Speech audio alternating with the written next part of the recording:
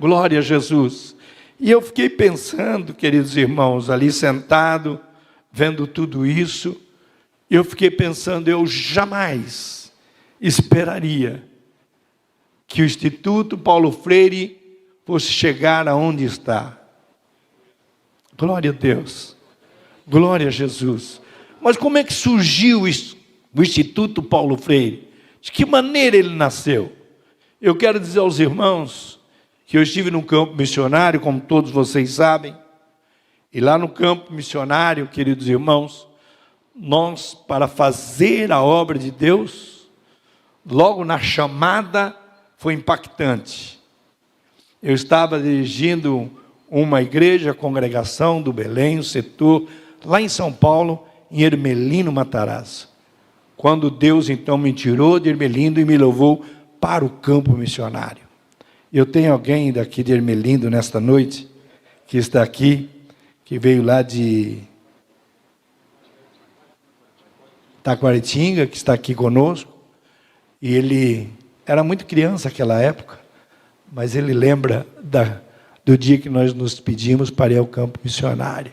Foi impactante a chamada. Eu não teria tempo para dizer a vocês o que Deus me mostrou para me levar ao campo missionário. Mas o que eu quero dizer a vocês, que lá no campo missionário, para que eu pudesse estar no centro da vontade de Deus e aprendesse a toda a minha oração, aleluia, todos os dias eu peço isso ao Senhor: Senhor, me ajuda, porque eu quero estar sempre no centro da tua vontade. Glória a Jesus. Sempre no centro da vontade de Deus. E Deus, por muitas vezes, impactou para realizar alguma coisa na obra missionária. E esse impacto foi tão forte, meus queridos irmãos, que com dificuldade ou não, eu me empenhava para fazer a obra do Senhor. Eu me lembro uma vez que nós estávamos orando na igreja, e aquele culto foi falado muito em missões, não era culto de missões, foi falado muito em missões. Todos que levantaram ali falavam de missões. E eu dizia, uma igreja missionária, não é? Que está falando agora em missões. Quando eu fui para casa, fui com aquilo na cabeça, no coração, missões, missões. Orei de madrugada e logo de manhã Deus colocou um desejo forte no meu coração de enviar um missionário para El Salvador. E esse missionário está até hoje lá, já nos visitou aqui. Lembra o nome dele? Maurício. Pastor Maurício está lá em El Salvador, é o nosso missionário lá. Mas quando Deus colocou isso no meu coração, eu disse, como é que eu vou fazer isso? Se aqui é uma igreja que eu não tenho recurso para enviar missionário. Nós não temos condições de fazer isso, é uma igreja pequena, não é? Era uma igreja, irmãos, que tinha mais ou menos perto de 1000 pessoas, faltava 850 por aí. E a gente era uma igreja pequena, mas Deus falou tão forte no meu coração, tão forte, eu fiquei orando, e aquilo foi impactando, cada dia mais, as pessoas que vinham falar comigo só falavam de missões, pastor Selmo, e eu não sabia o que fazer. Aí foi lá o pastor, lá da Colômbia, pastor Satírio, foi nos visitar.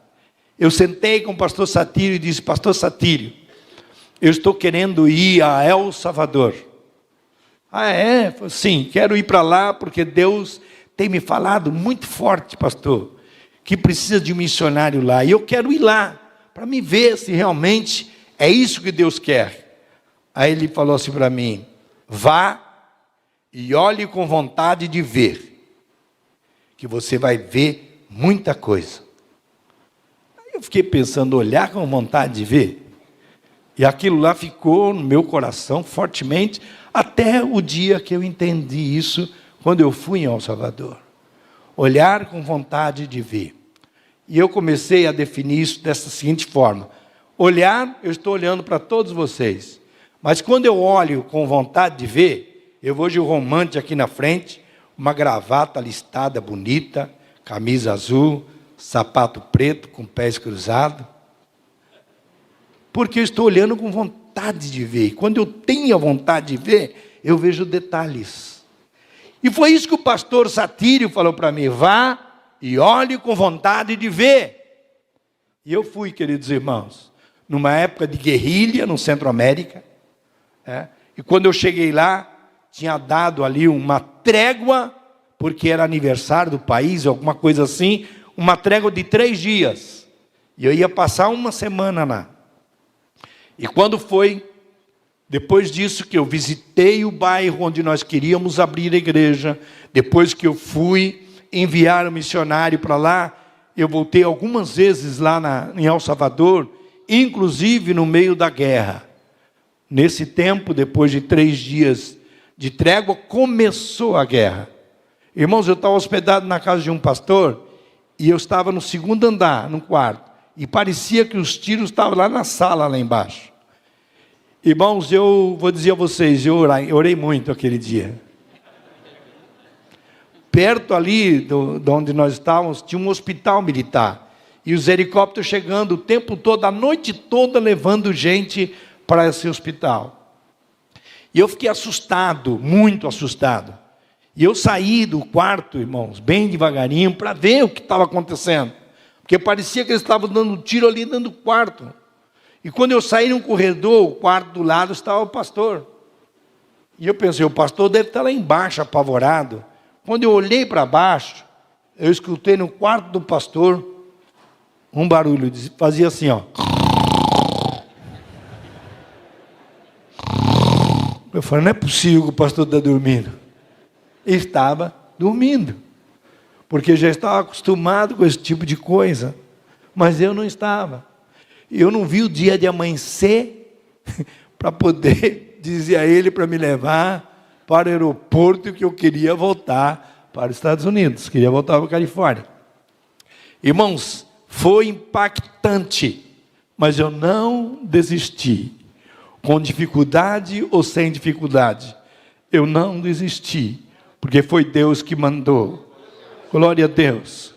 E hoje nós temos ali uma obra para honra e glória do nome de Jesus Cristo. Quando eu vim para o Brasil, que o pastor Zé Huerto me ligou num dia de domingo e disse, olha, você volta para o Brasil para assumir a igreja de Campinas. E eu pensava que nunca mais ia voltar para o Brasil. Mas o meu presidente mandou. E ele manda e eu somente obedeço. E eu voltei para o Brasil. Mas eu fiz um acordo com os irmãos que não queria que eu viesse.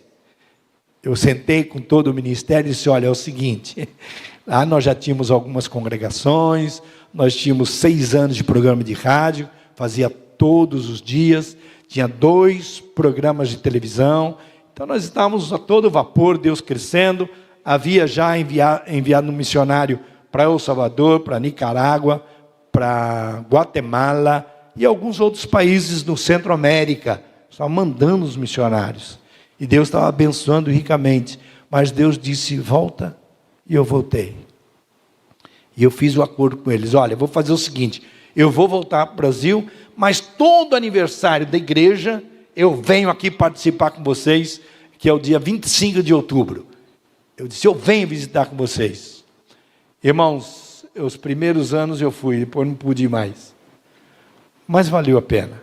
E uma dessas viagens, que eu estava indo para a Califórnia, estava dentro do avião, e ali tinha um telão, estava passando um documentário. Eu quero que vocês prestem bem atenção nisso. Eu estava assistindo esse documentário. Estava sentado já do meio para frente do avião, estava assistindo. E naquele documentário aparecia um senhor muito bem, de saúde forte, não muito velho, mas já era um senhor, na rua, pegando crianças e levando para a área da casa dele, e ali ensinando música para essas crianças. E depois aparece bastante criança, aquele documentário foi mostrando, foi aumentando o número, aí ele conseguiu uma chácara para levar essas crianças. Mas não tinha nenhum recurso, eles ficavam ali no pátio, na área, com um tronco caído, eles ali sentavam as crianças, e depois ficava lendo a música bona ali com o pessoal, e até que ele saiu e começou a andar no comércio, pedindo ajuda para as pessoas. E eles começaram a ajudar, e eles começaram a comprar violino. E aí aparece lá nessa chácara, eles com a música cravada num tronco da ave, e a criança tocando, e ele ali ajudando, e ele ali ensinando. E assim foi. Depois disso, foi montado uma associação, e aquela associação cresceu, o número de crianças cresceu, viu? As crianças que começavam a crescer saíam, mas chegavam outras crianças, o tempo foi passando, e vários detalhes nesse documentário, até que chegou no final. No final, mostrou, meus queridos irmãos, um estádio grande, um estádio muito grande, cheio de gente, e mostra o velhinho, ele já velho, sentado numa cadeira de roda, eles empurrando a cadeira de roda, e todos começaram a aplaudir, aplaudindo, para a cadeira de roda, todo mundo começa a aplaudir, e começaram a se levantar e aplaudindo, aquele velhinho começou a chorar, e de repente uma terça parte daquele estádio, daquele ginásio, o pessoal senta, e ali os holofotes em cima de um grupo enorme de crianças que tocavam o violino para ele. Tocando o violino. E aquele homem não dizia nada, aparecia lá no documentário, a cara dele chorando, e ele só fazia assim, ó. Levantava a mão, fazia assim, e chorando.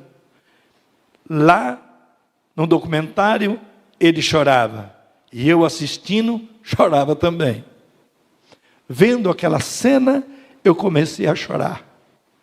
E lá no meu coração, fortemente, porque eu não conseguia parar de chorar, Deus me disse assim: você tem lá em Campinas professores de música, professores dedicados, com formação, professores que se formaram na Unicamp, e você tem crianças abandonadas, e você precisa fazer esse trabalho, tirando as crianças da rua. E eu fui para a Califórnia com aquilo no coração, e aquilo foi fervendo, eu voltei para o Brasil. Quando eu cheguei aqui, irmãos, não vi a hora de comentar com algumas pessoas, e eu comentei o que tinha acontecido, e eu falei, eu gostaria de fazer qualquer coisa, um trabalho com essas crianças, mas aquelas pessoas que eu falei não me falaram nada, ficaram caladas, não me responderam nada. E eu insisti, e alguém disse assim para mim: pastor, aqui em Campinas está cheio de problema, pastor, que tem tanta coisa para fazer, e nós já temos um departamento de criança aí, pastor, deixa eles cuidar de criança. O senhor agora, com tanta responsabilidade, cuidar de criança. Aquilo me jogou um balde de água fria, irmãos, que eu pensei, eu acho que esse pessoal tem razão. Eu acho que eu me emocionei com esse negócio desse documentário, e eu vou esquecer isso. Só que eu não consegui esquecer. Eu não consegui esquecer. Quando é Deus que fala, aleluia. E quando foi um dia, o irmão Dercy chegou, ele não está aqui, né, o Dercy? O irmão Dercy chegou, veio conversar comigo. E ele trabalhava em uma entidade de crianças. Não, Compete foi depois, ele trabalhava, é uma que tinha lá no CCF. E aí ele veio conversar comigo, e eu disse a ele: irmão Dercy, eu quero lhe compartilhar uma coisa que aconteceu. Contei para ele, esse homem chorou, irmãos. Ele chorava e eu chorava. Eu disse assim, eu conversei com alguns, mas eu estou meio desanimado. Eu falei: não, eu vou te ajudar. E nós vamos abrir um instituto, e nós vamos recolher criança nessa cidade de Campinas, e vamos ensinar eles a tocarem violino. Bom, meus irmãos, o que eu gostaria de dizer aos irmãos que assim nasceu o Instituto Paulo Freire. Consegui, logicamente, algumas pessoas da igreja que também arregaçaram as mangas para nos ajudar. Fizemos o projeto, começamos a trabalhar. E algumas pessoas que eu gostaria de citar o nome aqui, desde o início, não está assim na ordem, porque eu não me lembro como foi isso, já tem 16 anos que nós iniciamos. Mas eu quero agradecer, primeiramente, ao irmão Dercy. Eu gostaria que depois ele visse esse vídeo e pudesse ver esse agradecimento. O irmão Dercy foi para mim um homem de Deus, enviado por Deus para me ajudar a fazer a vontade de Deus. Glória a Deus. Irmão Dercy. A Daniele Guimarães, que é irmã do pastor Eduardo, uma menina muito inteligente, de bom relacionamento, e ela nos ajudou muito no início desta obra. Também o pastor Moisés Melo, ele também não está aqui hoje, Moisés, acho que não está aqui, Moisés Melo, também nos ajudou de uma forma especial. O início estava muito difícil, nós não tínhamos recurso, mas nós enfrentamos para a glória de Deus. A irmã Regina Guimarães, que também nos ajudou muito em muitos projetos para o Instituto. Professor Alberto assumiu ali a parte pedagógica do Instituto, por algum tempo, esteve lá nos ajudando. Também a irmã Adriana Torres, eu não sei se a irmã Adriana está aqui hoje, acho que não está, que é a esposa do Juca, Adriana Torres. Também a irmã Sandra Landim, não sei se a irmã Sandra está aqui, eu acho que também não, podíamos ter convidado esse pessoal, nos passou. Mas a irmã Sandra Landim ficou um bom período lá no Instituto Paulo Freire, e foi de grande ajuda. Nosso irmão Paulo Almeida, Paulinho, que aqui está, tem também nos ajudado de uma forma especial, ainda está no Instituto.